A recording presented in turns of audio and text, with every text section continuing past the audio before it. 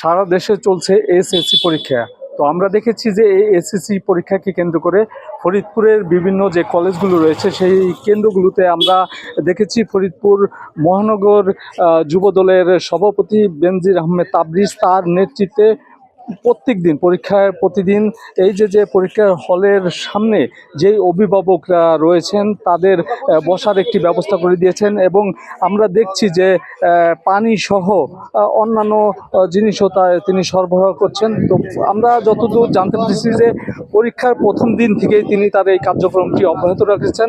আমরা এর আগেও দেখেছি যে এসএসসি পরীক্ষার সময়েও কিন্তু তিনি এই মানবিক কাজটি করে এই যে যারা অভিভাবক রয়েছেন তাদের প্রশংসায় ভেসেছেন। তো এই বিষয়টিকে আমরা স্থানীয় যারা রয়েছেন অভিভাবক তাদের সাথে আমরা কথা বলেছি, তারা বলছিলেন যে তাদের এই যে যারা পরীক্ষার্থী রয়েছে তাদের ছেলে এবং মেয়েরা কিন্তু পরীক্ষা হলের মধ্যে থাকেন, কিন্তু এই যে যারা অভিভাবক রয়েছেন তারা কিন্তু হলের বাইরে থাকেন এবং তারা উৎকণ্ঠার মধ্যে কাটান।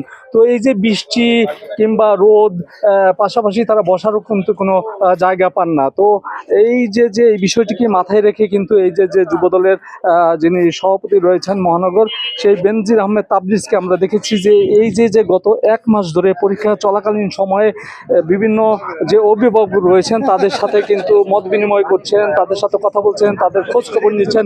এমনকি তিনি কিন্তু ওই যে বসার ব্যবস্থা করে দিয়েছেন এবং পানি সহ আনুষঙ্গিক জিনিসপত্র কিন্তু তিনি সরবরাহ করছেন। আমি কথা বলতে চাই যে বেনজির আহমেদ তাবরিজের সাথে আমি আপনার কাছে জানতে চাই আপনি কেন এই উদ্যোগটি গ্রহণ করলেন? ধন্যবাদ আপনাকে। আপনারা জানেন আমরা এই লাস্ট যে এসএসসি পরীক্ষা হয়েছে, আমরা ম্যাট্রিক পরীক্ষার সময় আমরা এই কাজটি করেছি, চেয়ার এবং পানি দেওয়ার ব্যবস্থা করেছি। মূলত আমরা দেখেছি যে আমরা যখন স্কুল কলেজে পড়ালেখা করেছি আমাদের অভিভাবকরাও বাইরে বসে থাকতেন, কিন্তু এরকম কোনো ব্যবস্থা আসলে কেউ কখনো নেয় নাই। বাইরে অনেক কষ্ট হয়, গরমের মধ্যে বসার জায়গা পায় না, পানির ব্যবস্থা নাই। স্বাভাবিকভাবে আমরা সম্পূর্ণ মানবিক দিক বিবেচনা করে আমাদের মাননীয় সংসদ সদস্য চৌধুরী নায়েব ইউসুফের পরামর্শে আমরা এই কাজটি করেছি।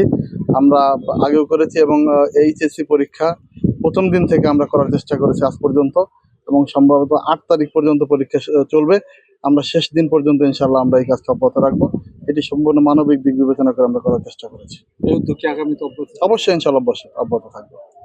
আপনারা শুনছিলেন যে তিনি বলছিলেন যে এই যে তার যে মানবিক কাজ এবং তিনি তার ব্যক্তিগত উদ্যোগেই কিন্তু এই কাজগুলো করছেন।